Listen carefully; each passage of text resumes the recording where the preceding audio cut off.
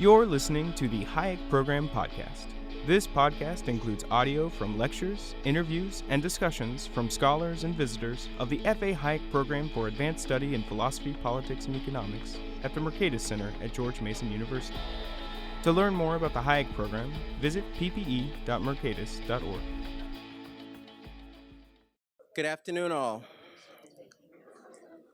So welcome to the 2017 Hayek Lecture by Chandran Kukathas. My name is Virgil Henry Stowe. I'm the Senior Director of Academic and Student Programs for the Mercatus Center. Mercatus is a George Mason University-based research center that attempts to advance knowledge about how markets work to improve lives by training graduate students, conducting research of consequence, and applying economics to offer solutions to society's most pressing problems. The annual Hayek Lecture is the signature event of the Mercatus's F.A. Hayek Program for Advanced Study in Philosophy, Politics, and Economics. That program and this lecture attempt to advance the legacy of F.A. Hayek, a Nobel Prize-winning economist whose work in political economy and social philosophy has considerably added to our understanding of the importance of freedom to our ability to build prosperous and fulfilling lives.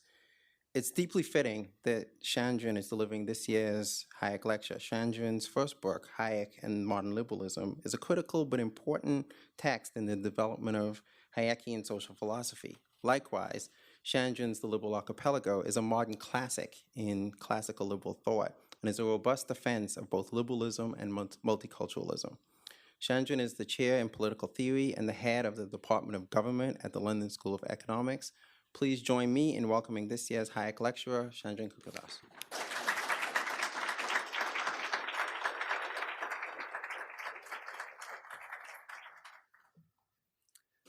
Well, thank you very much, firstly, Virgil, for that kind introduction, and to the Center for bringing me here and hosting me. I'm delighted to see so many people here, and let's get down to business.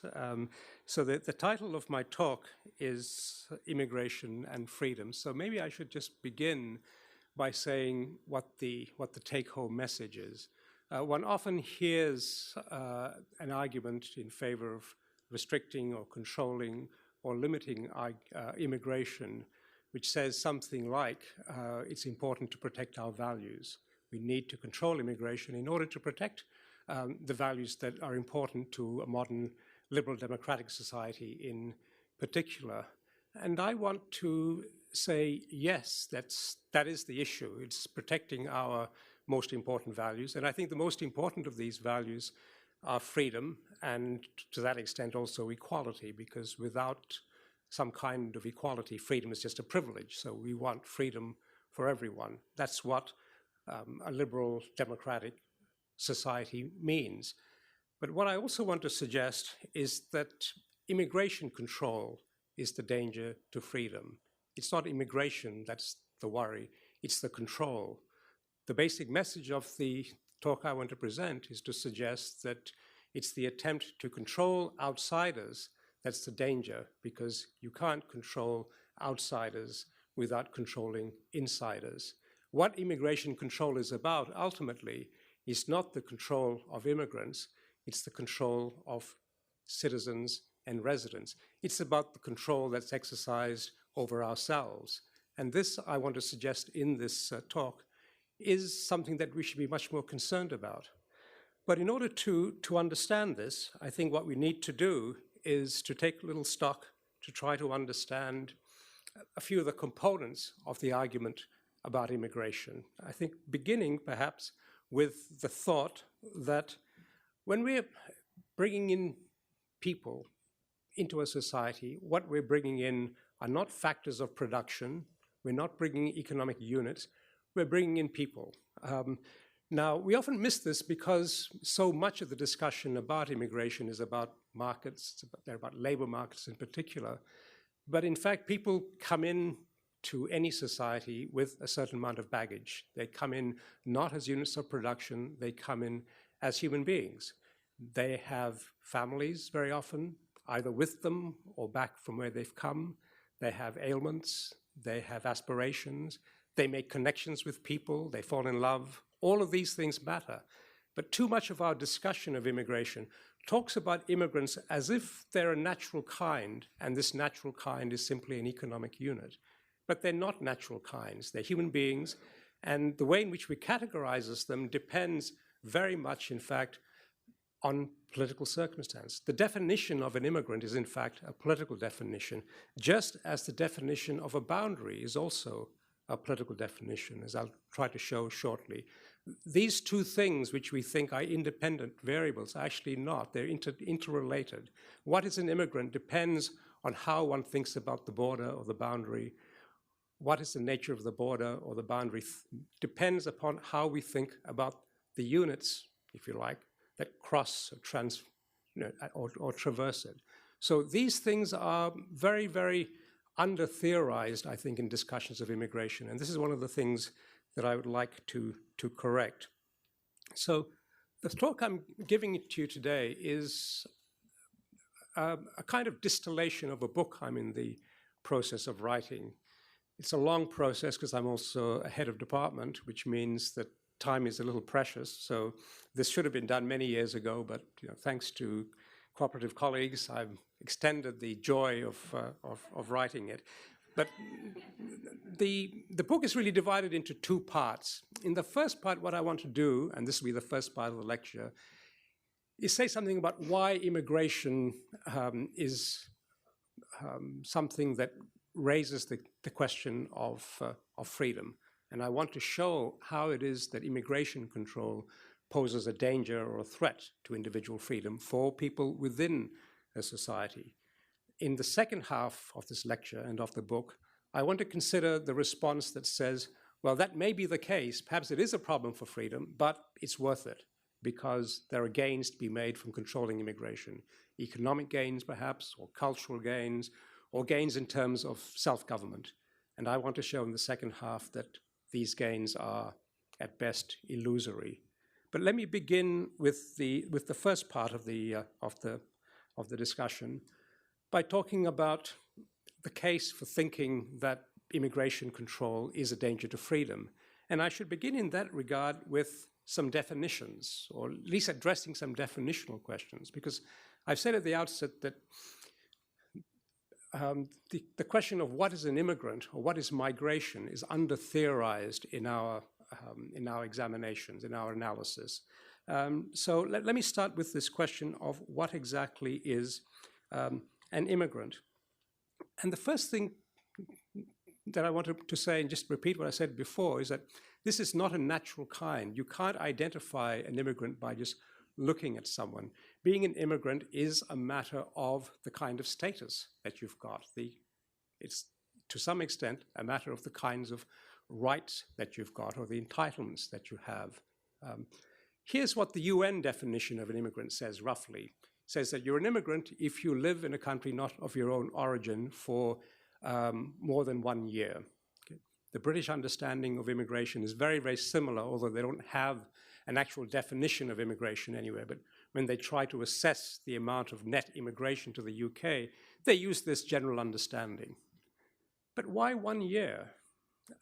Here's a way for Mrs. May to reduce the amount of immigration to the UK overnight. Let's make it 2 years. You're not an immigrant unless you've come for 2 years.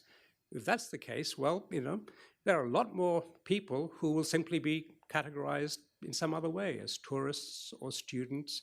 And just to, almost as if to back up this point, just last week, the British government decided that they would no longer count students as immigrants.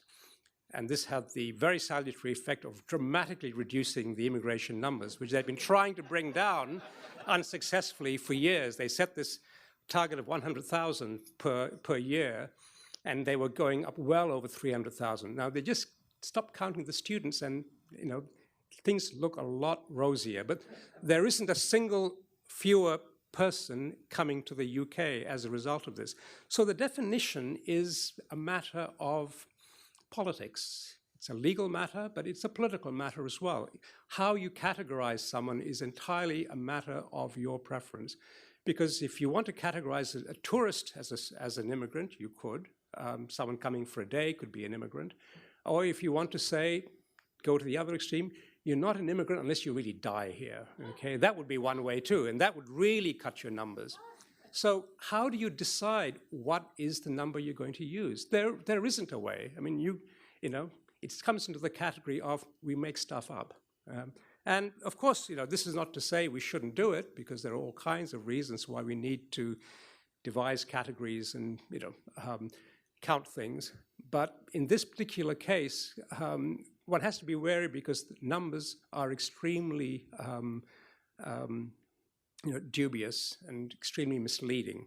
So that's the first thing I want to say, that the definitional question is a real question for people wanting to look at immigration. The other question, though, is the question of the border. Okay? Now, many people argue for something like open borders. And there are many people who think that if we want to control immigration, what we've got to do is control those borders and perhaps even close them. Now, the reality is that very, very few people are advocates of completely open borders, and very, very, very few people are advocates of completely closed borders, because if borders were completely closed, I'm not sure what you can do about flight attendants if they have to stay on the plane when they arrive from a foreign country. I mean, it's clearly not possible. So even North Korea does not have completely closed borders. It's a matter of degree. Well, I want to push this analysis a little bit further to say, well, actually, how is the openness of a border to be understood? Because a border is not just an imaginary line. A border is a political construct. It's something that divides people not according to where they stand physically, although it might look like it. It's something that determines what kinds of rights you have. It's something that's, in fact, shaped by the kinds of rights you have as a result of legal and political decisions that are taken. Someone who comes into a country who is subject to immigration control is subject to that control not just because they've been permitted or forbidden to come into the country. They're subject to immigration control because their rights, once they've entered the country, are limited or restricted in some way. That's the crucial thing. What can you do? Immigration control is mostly not about stopping you from crossing the border. In 2013, for example, over 360 million people crossed the border between the United States and the rest of the world. Many of these were Americans, of course, but I'll come back to this issue. So millions of people cross the American border every year. More than 20 million containers on ships came into the United States in that year. Hundreds and hundreds of thousands of trucks crossed that border. So border control is not all there is to immigration control, because if it were, you'd say, look, this is out of control. Look at all these people coming in. Immigration control is mostly about controlling what you can do once you're in the country. It's about making sure that you can or cannot work or reside for longer than a certain amount of time. You cannot set up a business. You cannot go to school. You cannot hire somebody. You cannot trade in various ways. Maybe you cannot marry. That's what immigration control is about. It's about controlling what people do. That's what immigration control has as its core. And different societies have different ways of controlling this and control this to different degrees. Some societies make it very difficult for you to enter the society. Some countries make it easy for you to enter, but hard for you to participate in the society. It might be very difficult, for example, to get a job or to rent a house, but you can still enter as a tourist. Others might make it difficult for you to enter, hard for you to participate in some way, but almost impossible to become a citizen. Very, very difficult to become a citizen of Japan, but pretty easy to enter Japan just for the purposes of tourism, and even to work. It may not be all that difficult. So here's one way of looking at this. You can imagine, different scenarios where in a society it's possible to enter. Yes, you can enter. Yes, you can participate, get a job. Yes, you can become a member or a citizen. At the other extreme, you can imagine a society which says, no, you may not enter. No, therefore, you may not work. And no, therefore, you may not become a citizen. But it's also possible to have at least exactly these 8 different combinations. Okay? You can therefore have a society that has open borders in all kinds of different ways. The openness of a border is not just a matter of whether you can cross, it's a matter of what you can do. So if you want to open the borders of a society or close it, there are all kinds of ways in which you can do it. You can do it by saying, yes, you can come in as a tourist, but no, you can't work. That's closing the border a little bit.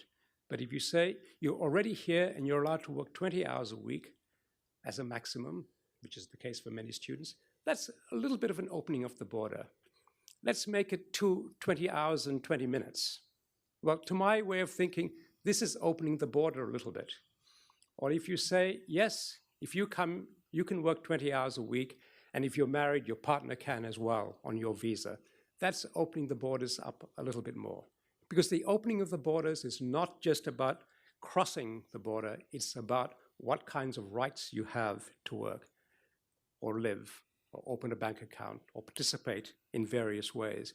And I think this is very important because this is really what's going to determine how open a border is. You can think about 3 different societies. You can imagine a country which has very, very easy entry, very, very difficult participation obstacles, and then impossible membership criteria, such as, for example, maybe Japan.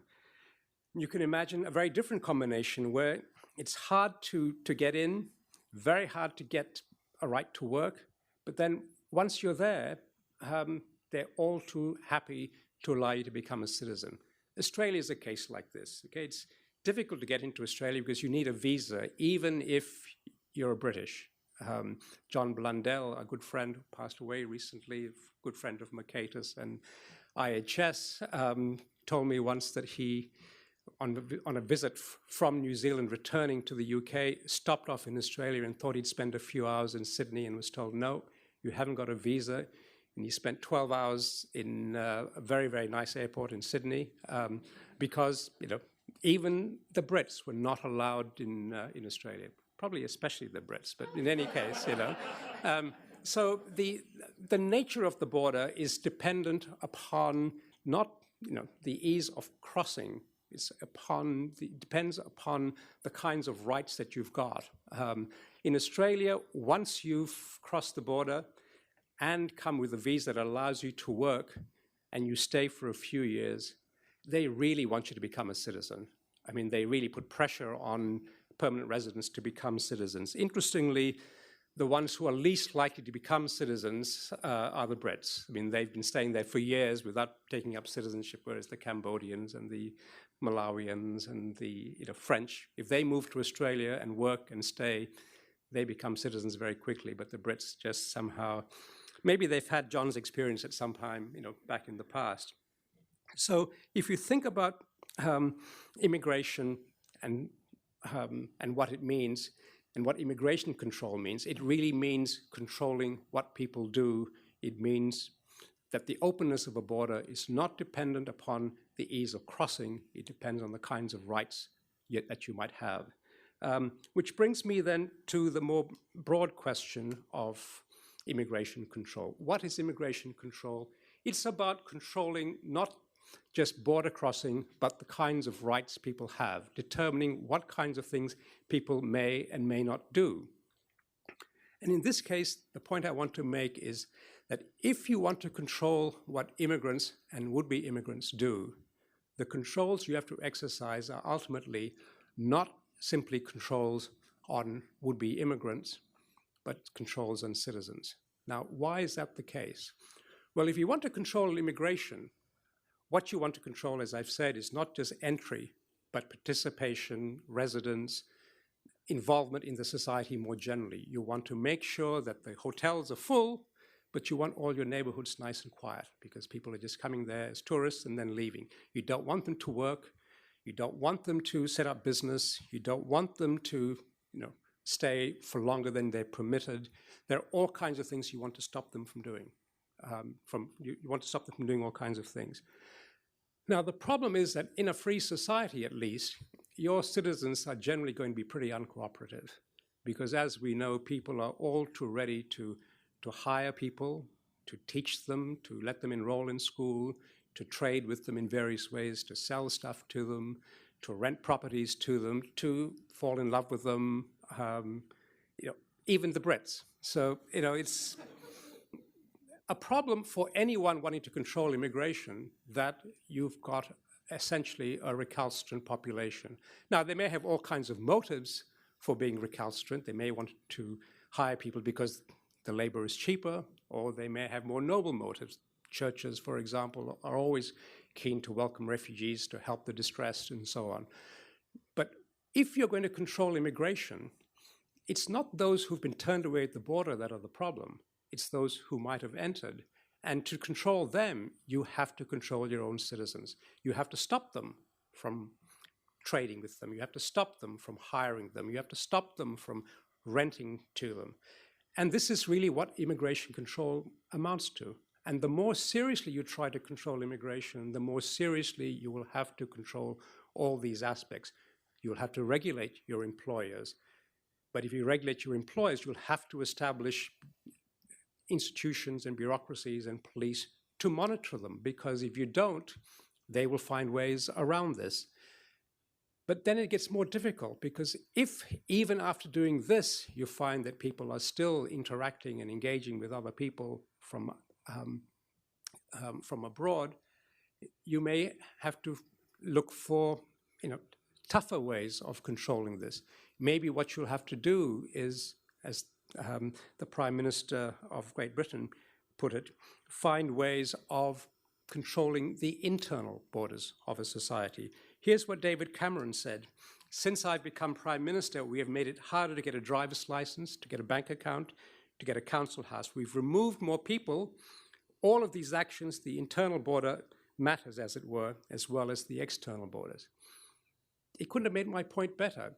What you have to do is you have to bring the enforcement procedures internally. You have to start, for example, regulating your landlords. In the UK now, landlords are obliged to check on the visa status of anyone that they rent to. Now, of course, if this person is an immigrant, the problem for the landlord is he's not only got to make sure that the visa is valid, but 6 months down the track, that migrant has to be clearly someone whose visa has not expired, or the landlord gets into trouble. But the other impact is on other citizens, because he's got to check not only on the visas of immigrants, but of everybody. Because how does he know if someone's an immigrant? If you turn up and say, "No, I'm just British," or "I'm just British," it's not going to wash. You've got to provide documentation. Now, of course, the last people who will have any useful documentation will be native-born citizens, because why would they have documentation? Okay, so these impacts are going to be felt all across the society, and the more seriously you try to control immigration, the more seriously will you feel that particular impact. Let me give you a very practical example that's close to my own circumstances. I'm the warden of a university college of residence. I have about 450 students. Like every university residence at the LSE, the students have a social committee, they have a president, they have a social secretary, and they have a treasurer. The problem is that unless someone who's British-born or a British citizen actually applies to become treasurer, the committee can't run, because the immigrant students, the non-British students, cannot open a bank account in this relevant form to be able to serve as treasurer. So every year around about December, there is a crisis, because we haven't had enough British volunteers in a university that is, an international university. So this is a way in which these regulations really do impact not just on immigrants or would-be immigrants, they impact on people who live there. It impacts them because regulation takes place with respect to employment. It also takes place with respect to education.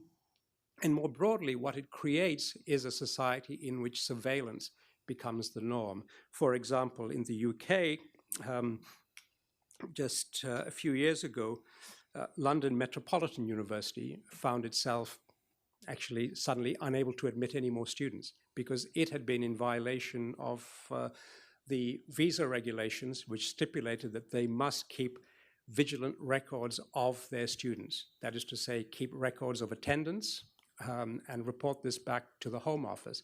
Because they fell down in this way, they were not only debarred from admitting any more foreign students, but they were actually closed to the extent that all of their foreign students had to be farmed off to other universities in the UK, which had the valid rights to host international students. So this meant that not only did this affect those foreign students, but all the students in those classes, which had many foreign students in them, suddenly found themselves without a class or without a lecturer. So the impact on the domestic population is significant. And I think this is the point that I really want to try to bring home. It brings with it a culture of surveillance, a practice of surveillance, which has its costs.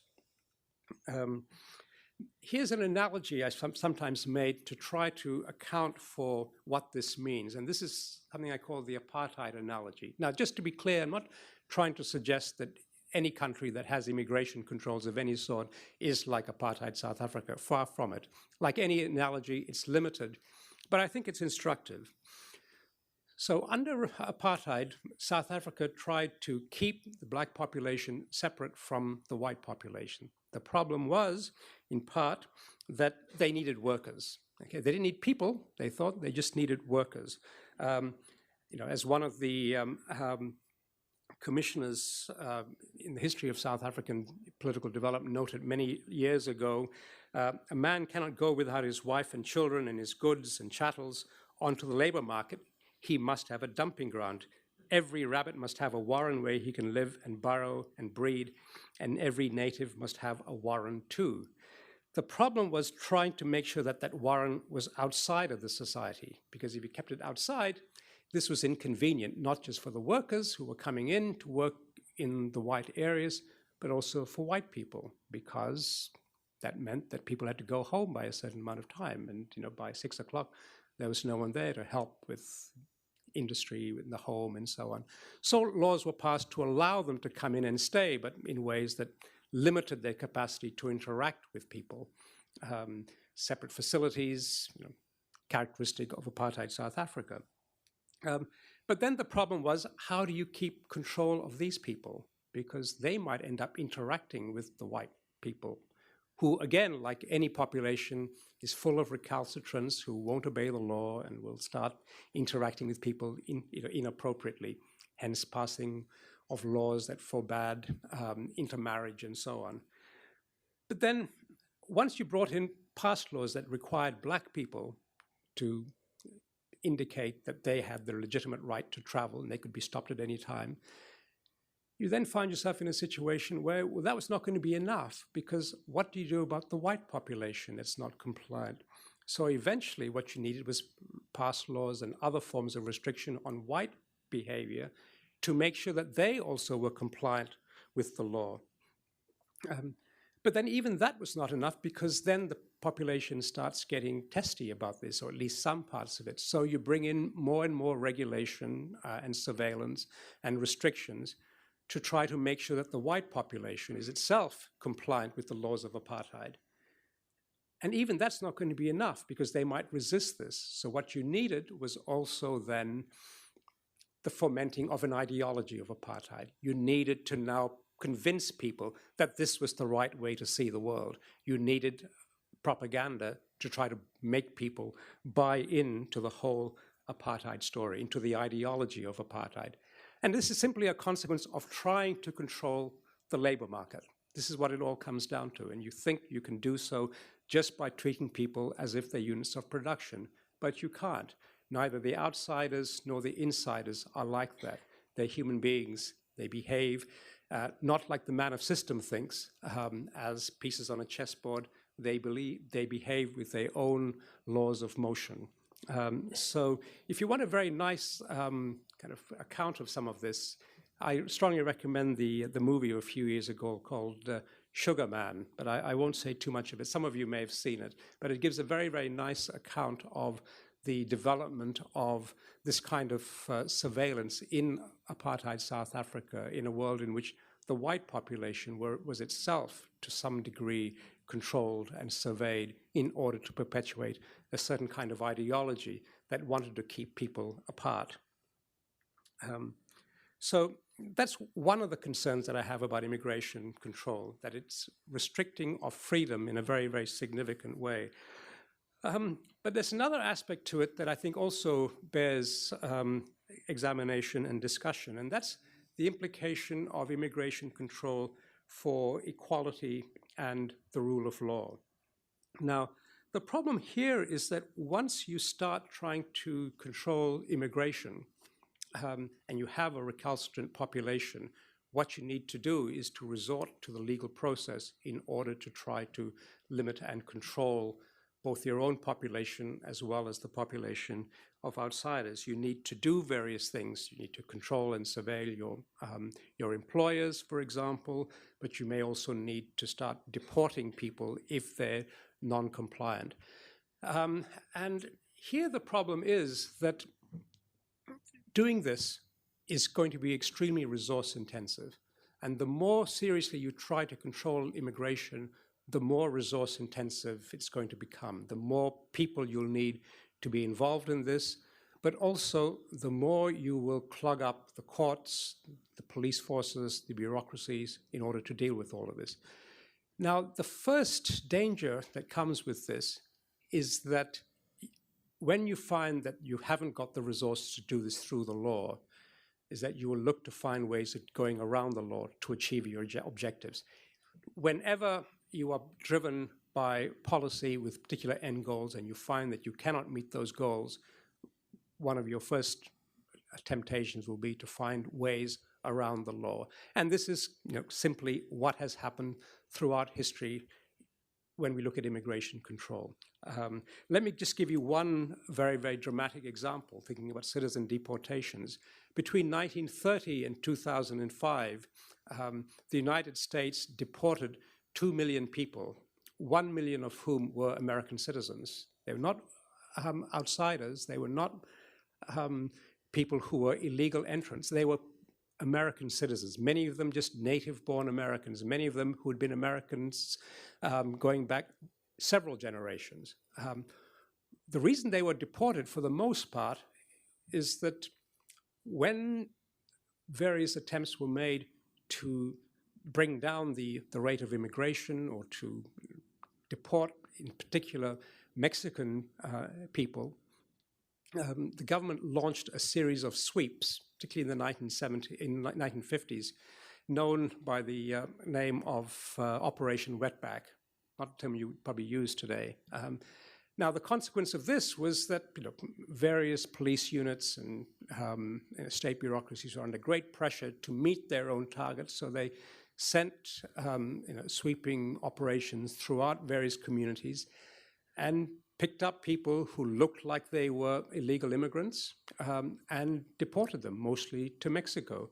Well, the problem with this, of course, is that the people who are least likely to have any papers to prove that they were citizens were citizens. And the more of a citizen you were, the more you were born and bred here, the less likely you were to have any papers. 1 million people is a lot of people. I mean, arguably, one citizen deported wrongly is one citizen too many, but 1 million is a lot. But this is an inevitable consequence of immigration control. The more seriously you try to control it, the more you will have an impact on your own people. And just to be clear, this is not something that has stopped.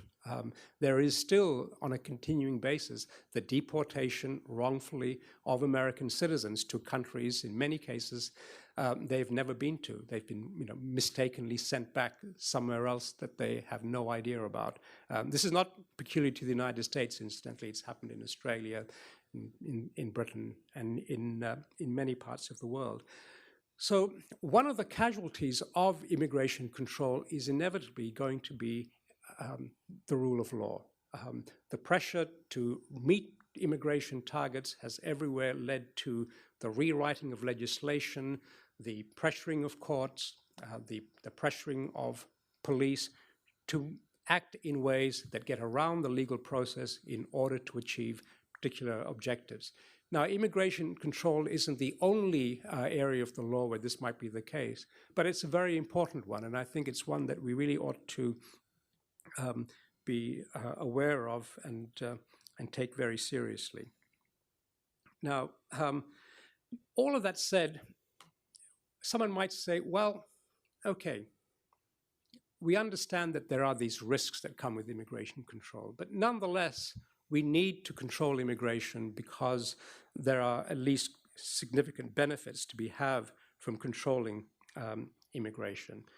There are economic benefits, there may be cultural benefits, and ultimately there may be benefits in terms of, protecting and our own society and enjoying a measure of self-determination.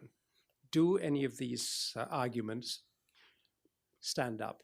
Should we, dismiss or at least play down the concerns about freedom because of the gains that come from immigration control? And I want to suggest these arguments don't stand up, and I'm going to run through them very, very quickly. In the first instance, let me look at economic arguments, which are probably the arguments that you're most familiar with.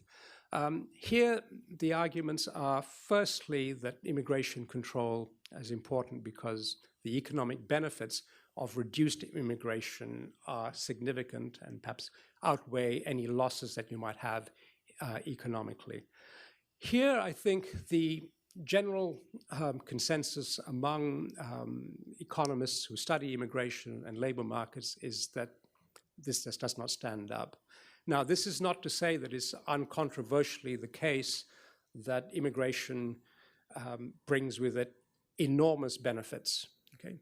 They may to some people, that's true, but whether it's overall a benefit to society in terms of the wealth that is generated, it's, in the economics literature, a bit of a wash. Some economists thinks it's marginally improving, some thinks it's marginally costly. No one thinks that there's a massive loss that comes with immigration.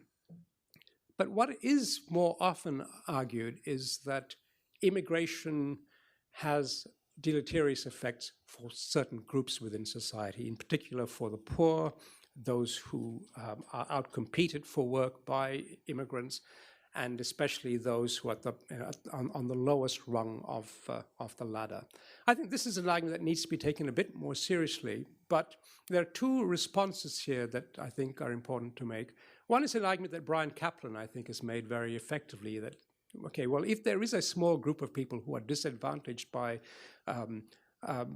economic migration, perhaps what we need are something like keyhole solutions. Okay, let's address the problems faced by those people rather than use this very, very clumsy tool of complete immigration restriction just in order to take care of some people who are doing poorly as a result of immigration. But the other thing I'd point out also is that one of the benefits of immigration that is less contested overall is that in the long term, immigration has very, very positive benefits. It raises GDP, it increases the level of wealth in society, it increases incomes. And the objection that, well, this is not helping the current poor is a limited argument, because what is not taking into account is the gains made by the future poor. What you're really saying is that, well, we realize that many people will be gaining by immigration. We realize that many people in the future, including the very poorest, will be much better off as a result of immigration. But we're going to only take into account the fact that among the current poor, there is a small cohort that are going to do really badly out of immigration. Why is it that you're discounting your future Americans because you want to protect some contemporary poor Americans? Because they're both people who will be in the lowest rung. So the distributional argument, I think, has relatively limited application. I think keyhole solutions will be better, and it's not clear why it is that you want to favor one particular class of people to the detriment not only of the well-to-do in society, but of other people who are poor. There's much more to be said on this economic issue because it's a complicated question which has many dimensions to it. I haven't got the time or space to go into all of these arguments now, but I think these are the two central ones that I want to draw your attention to. A very different kind of argument, though, is one that says, no, it's not about the economics. The problem with immigration is that it's something that threatens the integrity of our culture. The reason for immigration control is, in a sense, cultural preservation. Now, I think there are a couple of dilemmas here that then arise. So if what you want to do is to preserve cultural integrity, the question is, what kind of degree of cultural integrity do you want? If you want to preserve your national identity, for example, what kind of a conception of national identity or of your culture are you going to go with? Because especially in a country like the United States or Australia or Britain or France, you've got a very diverse society, different religions, different ethnicities, different ethical views. What is the conception of national identity or culture that you're going to work with? Well, let's say you work with a very thin one, okay, which encompasses everybody already in the United States. Well, that's fine, but then it's hard to see how an immigrant is going to make a difference because you've got a very, very broad conception of your culture. It's not a narrowly focused one which just picks out the fact that, say, it's predominantly Catholic or it's predominantly this or that. But let's say you say, no, we're not working with a thin conception of culture. We're going to work with a robust, thick conception of culture. Okay, we're going to put some substance into the definition of what it is to be an American or a Brit or an Australian. Well, if you do that, then your problem is, okay, what are you going to put into this?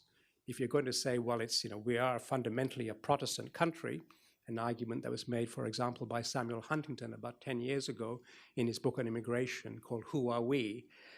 But I'm not sure what that means for, let's say, the Kennedys, who are Catholics. I mean, are they not Americans? How are you going to account for the fact that you live in a society whose diversity is such that a thick conception of identity, a thick conception of what's your culture, is going to exclude them? It's going to exclude some of your own citizens. So you can do this, but then what you're going to do is have to engage in a very, very deep culture war within your own society. So this is the dilemma you face if you're going to try to control immigration and defend it by saying it's to protect our culture. What is that culture you want to protect? But there's another aspect to this as well, which is often, I think, not noticed. If you want to preserve cultural integrity, you've got two options, really. One is, in terms of immigration control, one is to just completely cut out immigration or reduce it by numbers. And the other is to have selective immigration to preserve your cultural integrity, assuming that you've solved the problem of what is the cultural content of your society. Well, so if you go for the first option, you're just going to reduce the numbers of immigrants. Well, that's not going to have any impact because you'll still have the same cultural differences being repeated by the incoming immigrants because you're not being selective. You may still get people coming in from France and Britain and Somalia and South Africa and Mongolia. So, you're going to get all these cultural influences. But let's say that you decide that, no, we're going to be culturally selective. You've got two problems then. The first is that if you're going to be culturally selective in a liberal democracy, and you've got strong principles of racial equality, for example, non-discrimination, well, you're flying in the face of those principles. Do you really want to abandon those principles? That's your first dilemma. The second thing is that if you do this, you'll be selectively importing immigrants, but you'll have to say to some of your people, some of your own citizens, look, we've decided that we're only going to restrict immigration to Western European males, so no Chinese. I know Chinese Americans have been here for hundreds of years. I know you're all Americans, but I'm afraid we can't treat you equally with your own citizens because we're going for cultural integrity. Now, leaving aside this whole question of whether we have a coherent conception of cultural integrity, using the cultural argument to defend immigration control is really going to have to mean treating your own citizens unequally. And the question is, are you prepared to do that? Okay? If you're not, then immigration control cannot be defended by appealing to the cultural argument. Well, what about then the final kind of argument that people might make, which is that this is an argument ultimately for national self-determination. We want to control immigration because what we want to do is we want to be determining the future of our society for ourselves. We don't want to relinquish that power that we have. This is our society. This is what we want to control. Well, the first problem you've got here is really the question that Samuel Huntington asked, but with a different kind of answer to it. Who are we? Who is the we that's going to do this controlling? Okay? Now, it's very, very easy to assume that when you say we, it's easily understood by everyone what it is that is meant. But of course, it's not. Because if we understand the way in which national politics operates, any decision that's taken by political society is the result of a complex working of a democratic process which has political winners and losers. And so when policy is made, it's not necessarily a reflection of what everybody wants, about what some collective we desires. It's the outcome of a process of bargaining in which sometimes one particular view simply loses out. Let me give you a kind of analogy to explain, I think, what is odd about this demand that we control our own society. The Australian senator who was strongly against Asian immigration many years ago, Pauline Hanson, once said in Parliament, what I want to do is just say, I'm an Australian, and as an Australian, I should be able to say who comes into my home. Okay, that's what it comes down to. And I thought, well, that's fair enough. Okay, when I'm living in my flat by myself, I think I should have absolute right to say who comes into my home, except maybe a fireman when there's a fire. Okay, I'll give him that. But otherwise, I think I should be completely sovereign. Now, supposing I'm sharing the flat with my son Sam, which I am now, I could also say, look, I have a complete veto. Actually, I do. But, I'm not going to say to him every time he wants to have a guest, look, you've got to ask my permission. I say, look, if you want to bring anybody home, that's fine. Okay? Supposing you're living in a house, okay, and you've got kids. Do you say to your kids, no one can come to the house unless we say so? That may be fine when they're 6 or 7. I don't think you want to live in a house with 18-year-olds with those rules. So if you have that kind of attitude, it's going to make living a kind of unpleasant proposition. But, okay, let's make this a bit more complicated. Imagine that you're living in a condo. Should you live in a condo which had a rule that everybody had a veto over who came into the condominium, I suspect that you will not have a healthy condo, or it would not be a healthy way of organizing your housing. Let's extend it further. Let's say that we're not talking about the condominium, we're talking about a neighborhood. Every neighbor has a veto on who comes into the neighborhood. It's clearly going to become unworkable. And as you expand it to cities, so does it become unworkable in that way. So the demand that we control who comes into our home can't mean that everybody has a veto, because that simply is unworkable. If you say that there's got to be majority rule, that's actually not much better, because you don't want to live in a house where that's the case, especially if you happen to be in a minority. But when you're looking at something the size of a country, it's actually very difficult to say that when a decision is taken to exclude or not exclude people from any kind of policy outcome, that this is actually a decision that's taken by us. It is in some formal sense, but in another sense, of course, it's not, which is why we have institutions in a liberal democratic state that don't just make everything decided by democratic rule, by majority rule. We give people certain rights. We ensure that there are certain things that they have the right to do regardless of what the majority think. And in a certain way, I think that's got to be true for the way we relate to people outside of our own societies.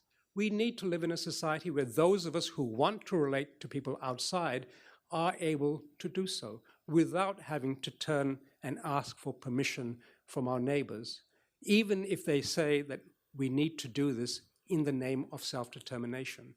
Because it's not any particular real self that's doing the determination. What's doing the determination is a complex and elaborate political process whose outcomes have, in a certain way, a kind of random quality to them. It'll change from generation to generation, from decade to decade, from election to election, sometimes from year to year, and even from month to month, if we look at the intricacies of immigration policy. So the self-determination argument, I think, in the end, is not one that is going to turn out to be particularly convincing. Let me wrap up by just saying that, in the end, as I said before, the message I want to present here is that immigration control is control on people, but it's not just control on outsiders, it's control on insiders. To live in a society that's heavily controlled with respect to immigration will have to mean living in a society that's very heavily controlled with respect to ourselves.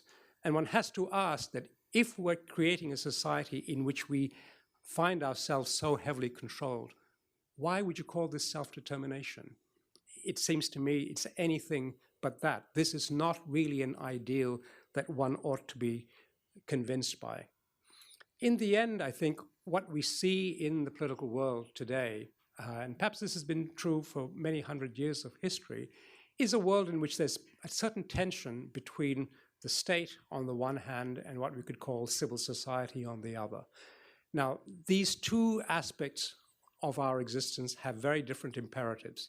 In the world of civil society, there is, of course, conflict and disagreement, but there's also an enormous amount of cooperation. And the cooperation and the conflict take place at a certain individual level as people try to figure out how to live together. This thing called society does not exist within a state. It exists across the planet to varying degrees because people trade, interact, culturally exchange, write, fall in love with people from all over the place. This is the world of civil society. It's not something that's found in different clumps in different parts of the world. It's found across the world. On the other hand, states exist as different kinds of entities with different sorts of imperatives. And their imperatives are to stay in power and to serve those constituents which allow them to continue in power. Now, they're important institutions because they serve particular functions, but they also have different imperatives. And sometimes they get captured by parts of society that want to gain certain benefits that they can only gain by getting access to the power that's held by these states. This is the way the world is. I don't think there's much prospect of this ever changing. We need to accept this. But at the same time, I don't think we should therefore get confused into thinking that what the state determines or what the state takes from those particular parts of society that are pressing a particular view is somehow reflective of what we think. Not just the we who happen to live within a particular society or in a particular state, but the we in the broadest sense. Because in the broadest sense, we is more than just the people within a certain country. We is humanity. But I don't want in the end to make this argument in favor of a more skeptical approach to immigration control by simply saying, look, everybody has the right to move wherever they want to. Although I would like to see a world in which there was greater freedom of movement, that's not the point that I want to make here. My point is that the fact is that we relate to one another and to people outside in ways that mean that if we want to control those interactions that exist, we will have to control people, and that means controlling ourselves as well. And this is something I think we should view with a great deal of skepticism. And let me leave it at that.